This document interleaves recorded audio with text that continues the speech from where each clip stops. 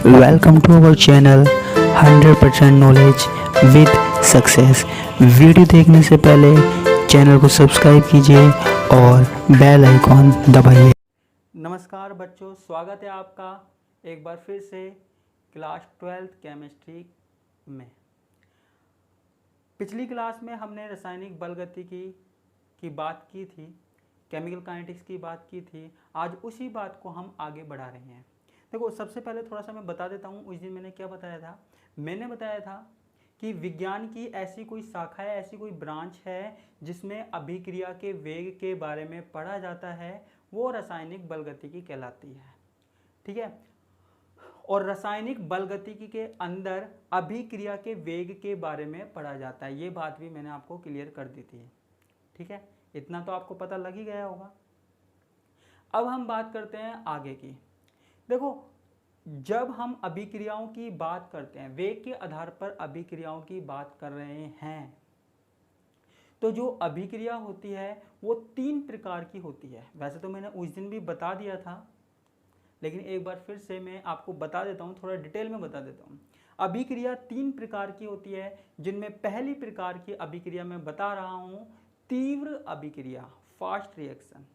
Fast reaction ऐसी अभिक्रिया जो पल भर में, सेकंडों में, सेकंड भी नहीं लगती, बिल्कुल पलक झपकते ही कंप्लीट हो जाती है और हमको पता भी नहीं लग पाता। ऐसी अभिक्रियाएं हमारे पास तीव्र अभिक्रियाएं कहलाती है। जैसे जैसे हमारे पास है AgNO3 प्लस NaCl, इससे हमारे पास क्या बन रहा है AgCl प्लस NaNO3। ये क्या है, एक आयनिक अभिक्रिया है या तीव्र अभिक्रिया है। देखो, जितनी भी हमारे पास आयनिक अभिक्रिया है वो तीव्र अभिक्रिया होती है, फास्ट रिएक्शन होती है। ठीक है, तो पहली बात हो गई तीव्र अभिक्रिया की। जल्दी जल्दी देखेंगे क्योंकि उस दिन भी हमने पढ़ लिया था, इसलिए ज़्यादा एग्जाम्पल दूंगा नहीं मैं आज। दूसरी अभिक्रिया है मंद अभिक्रिया। मंद अभिक्रिया ऐसी अभिक्रिया जिनको कंप्लीट होने में, जिनको पूरा होने में कुछ मिनट या घंटे लग जाते हैं, मंद अभिक्रिया कहलाती है। ठीक है, एक एग्जाम्पल जैसे पेरोक्साइड का अपघटन, डीकम्पोजिशन ऑफ पेरोक्साइड। ठीक है, पेरोक्साइड क्या होता है H2O2, इसको तोड़ रहे हैं। ये एक प्रकार की क्या है, मंद अभिक्रिया है। ठीक है, स्लो रिएक्शन है। जो नॉर्मली रिएक्शन होती है हमारे पास डेली लाइफ में वो स्लो रिएक्शन है। ठीक है, एक आती है अति मंद अभिक्रिया। ठीक है, जिनको पूर्ण होने में कई दिन लग जाते हैं, कई वर्ष लग जाते हैं। ऐसी अभिक्रिया हमारे पास कहलाती है अति मंद अभिक्रिया, वेरी स्लो रिएक्शन। जैसे मैंने आपको एक एग्जांपल बताया था, कौन सा, लोहे पे जंग लगना। लोहे पे जंग लगना ये कैसी अभिक्रिया है, अति मंद अभिक्रिया है, और इसमें वर्षों लग जाते हैं, महीनों लग जाते हैं, बहुत दिन लग जाते हैं। तो ये कैसी अभिक्रिया हो गई, अति मंद अभिक्रिया हो गई। कैसी अभिक्रिया हो गई बच्चों, अति मंद अभिक्रिया हो गई। ठीक है, ये बात क्लियर कि कितने प्रकार की अभिक्रिया हुई। ठीक है, आगे चलते हैं। देखो, अभी तक हम बात कर रहे हैं अभिक्रिया के वेग की। मैंने बताया था इस यूनिट में अभिक्रिया के वेग के बारे में पढ़ना है। ठीक है, लेकिन अभी तक मैंने आपको ये नहीं बताया कि अभिक्रिया का वेग होता क्या है। जिसको हम पढ़ रहे हैं उसके बारे में ही हमने नहीं पढ़ा। ठीक है, जो हमारी यूनिट में सबसे इंपॉर्टेंट है वो टॉपिक के बारे में मैं आपको बता रहा हूँ। किसके बारे में, अभिक्रिया के वेग के बारे में, रेट ऑफ रिएक्शन के बारे में। ठीक है, तो रेट ऑफ रिएक्शन क्या होती है, हमारे पास कोई अभिक्रिया है, कोई रिएक्शन है। मान लो जैसे हमने कोई जनरल सी रिएक्शन ले ली। ठीक है, ये हमारे पास अभिकारक है, इससे हमारे पास क्या बन रहा है, प्रोडक्ट बन रहा है। ठीक है, तो आपको पता है जब अभिक्रिया होगी तो जो हमने अभिकारक लिया है वो धीरे धीरे कम होता जाएगा, और जो प्रोडक्ट है, जो दूसरी तरफ है, वो बढ़ता जाएगा। अभिक्रिया तो आपको पता होगा ना, जो पदार्थ हम अभिक्रिया में लेते हैं उसे अभिकारक कहते हैं। जो केमिकल्स हम अभिक्रिया में लेते हैं वो रिएक्टेंट या अभिकारक कहलाते हैं, और जो बनता है वो कहलाता है प्रोडक्ट। वो क्या कहलाता है, प्रोडक्ट या उत्पाद। ठीक है, तो अभिकारक धीरे धीरे क्या होता जाता है, कम होता जाता है। जैसे हमने यहाँ पे ये अभिकारक लिया, ये धीरे धीरे कम होता जाएगा, और जो प्रोडक्ट है वो बढ़ता जाएगा। अभिकारक डिक्रीज होगा, रिएक्टेंट डिक्रीज होगा और प्रोडक्ट इंक्रीज होगा। ठीक है, एक चीज कम होती जाएगी, एक चीज बढ़ती जाएगी। एक पदार्थ कम होता जाएगा, एक पदार्थ बढ़ता जाएगा। एक पदार्थ में अणुओं की संख्या कम होगी और एक पदार्थ में अणुओं की संख्या ज्यादा होगी। एक तरफ जो हमारे पास मॉलिक्यूल्स है उनकी जो कंसंट्रेशन है वो कम होगी और दूसरी तरफ जो कंसंट्रेशन है वो बढ़ेगी। और जो ये कंसंट्रेशन में चेंज हो रहा है ना, कंसंट्रेशन कम हो रही है और कंसंट्रेशन ज़्यादा हो रही है, ये जो सांद्रता कम हो रही है और सांद्रता ज़्यादा हो रही है, इसी सांद्रता में परिवर्तन को हम क्या कहते हैं बच्चों? अभिक्रिया का वेग। लेकिन एक बात ध्यान देना, सांद्रता में जो परिवर्तन हो रहा है वो एक साथ तो हो नहीं रहा, वो टाइम के साथ हो रहा है, वो समय के साथ हो रहा है। टाइम लग रहा है, चाहे कुछ भी टाइम हो वो तो लग ही रहा है, चाहे 1 सेकंड हो, 2 सेकंड हो, 3 सेकंड हो, मिनट हो, घंटे हो, कुछ ना कुछ तो टाइम लग रहा है। ठीक है, तो जब भी समय के साथ अभिकारक या उत्पाद की सांद्रता में परिवर्तन हो रहा है, पदार्थ की सांद्रता में परिवर्तन हो रहा है, तो उसी को हम कहते हैं अभिक्रिया का वेग। क्या कहते हैं? अभिक्रिया का वेग, रेट ऑफ रिएक्शन। क्या कहते हैं बच्चों? रेट ऑफ रिएक्शन, अभिक्रिया का वेग। इसका फॉर्मूला भी हो सकता है क्रियाकारक या उत्पाद की सांद्रता में परिवर्तन बटा समय। ठीक है, क्रियाकारक या उत्पाद की सांद्रता में परिवर्तन बटा समय। देखो, चाहे अभिकारक या क्रियाकारक कुछ भी बोल लो, चाहे अभिकारक की सांद्रता हो चाहे उत्पाद की सांद्रता हो, दोनों का जो वेग है वो इक्वल होगा, वो बराबर होगा। अभिकारक की सांद्रता या अभिकारक का जो वेग है और जो उत्पाद का वेग है, दोनों इक्वल होंगे। ठीक है, बस अंतर क्या है? एक में माइनस लग सकता है, एक में प्लस लग सकता है। माइनस का मतलब क्या है? ये कम हो रहा है, प्लस का मतलब है ज़्यादा हो रहा है, लेकिन अभिक्रिया का वेग एक जैसा रहेगा। पदार्थ कम या ज़्यादा हो रहा है लेकिन वेग कम या ज़्यादा नहीं होगा। ठीक है, इसलिए हमने यहाँ लगा दिया plus minus D C upon D T लगा दिया। ठीक है, प्लस का मतलब क्या है? प्रोडक्ट के लिए, माइनस का मतलब क्या है? रिएक्टेंट के लिए। प्लस यानी उत्पाद, जो चीज़ हमारे पास बढ़ रही है, माइनस यानी कि रिएक्टेंट, जो चीज़ हमारे पास कम हो रही है, उसके लिए हमने लगाया। ठीक है, तो ये हमारे पास क्या हुआ? अभिक्रिया का वेग हो गया। अभिक्रिया का क्या हो गया? वेग हो गया। आगे बात करते हैं। अभिक्रिया का जो वेग है उसको हम अलग अलग तरीके से लिख सकते हैं, 3 तरीके से लिख सकते हैं। कौन कौन से? आपकी बुक्स में भी है, तो देखो उसमें ज़्यादा टाइम वेस्ट नहीं करेंगे, मैं जल्दी से बता देता हूँ, आपको एक बार में ही समझ जाएगा। हमको 3 प्रकार के वेग पढ़ने हैं। ठीक है, कौन कौन से? एक तो प्रारंभिक वेग। ठीक है, जो इनिशियल रेट है वो प्रारंभिक वेग, पहली बात। दूसरा, पहला प्रारंभिक वेग, दूसरा औसत वेग, एवरेज वेलोसिटी, और तीसरा तात्क्षणिक वेग, स्पॉन्टेनियस वेलोसिटी। ठीक है, यानी कि प्रारंभिक वेग, औसत वेग और तात्क्षणिक वेग। ठीक है, इन तीनों वेगों के बारे में हमको बात करनी है आज की क्लास में। ठीक है, तो सबसे पहली बात जो आती है हमारे पास वो आती है प्रारंभिक वेग। प्रारंभिक वेग क्या होता है? नाम से ही पता लग रहा है हमको। क्या पता लग रहा है? क्या पता लग रहा है?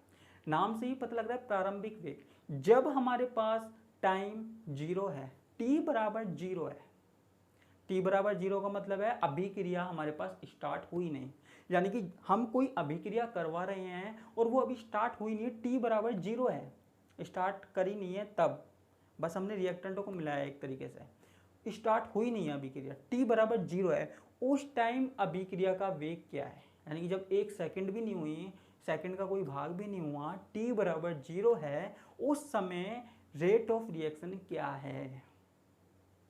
ठीक है, तो वही हमारे पास क्या है? प्रारंभिक वेग। t बराबर 0 पर किसी अभिक्रिया का वेग ही प्रारंभिक वेग कहलाता है। ठीक है, क्लियर है, इसमें ज़्यादा कुछ बताने की जरूरत नहीं है और आपको नोट्स में डायग्राम मिल जाएगा। ओके, अब बात करते हैं औसत वेग। औसत वेग का मतलब क्या हुआ? Average velocity. यहां पर हम क्या करते हैं, दो अलग अलग वेग हैं, दो अलग अलग सांद्रता है, ये आपको डायग्राम दिख रहा होगा, दो अलग अलग सांद्रता है, उन सांद्रताओं के बीच जो वेग है, उन सांद्रताओं के बीच जो वेग है वो वाला वेग। ठीक है, या फिर हम बोल सकते हैं अभिक्रिया के दौरान कोई रिएक्शन है, किसी रिएक्शन के दौरान दो अलग अलग टाइम पर निश्चित समय अंतराल में दो अलग अलग टाइम पर जो क्रियाकारक की सांद्रता है और उत्पाद की सांद्रता है, वो क्रियाकारक की सांद्रता है और उत्पाद की सांद्रता है, वो हमारे पास क्या कहलाता है? औसत वेग। समझ में आया? नहीं, देखो आपको ग्राफ दिख रहा होगा, ठीक है, यहां पर आपको दिख रहा होगा C1 और C2।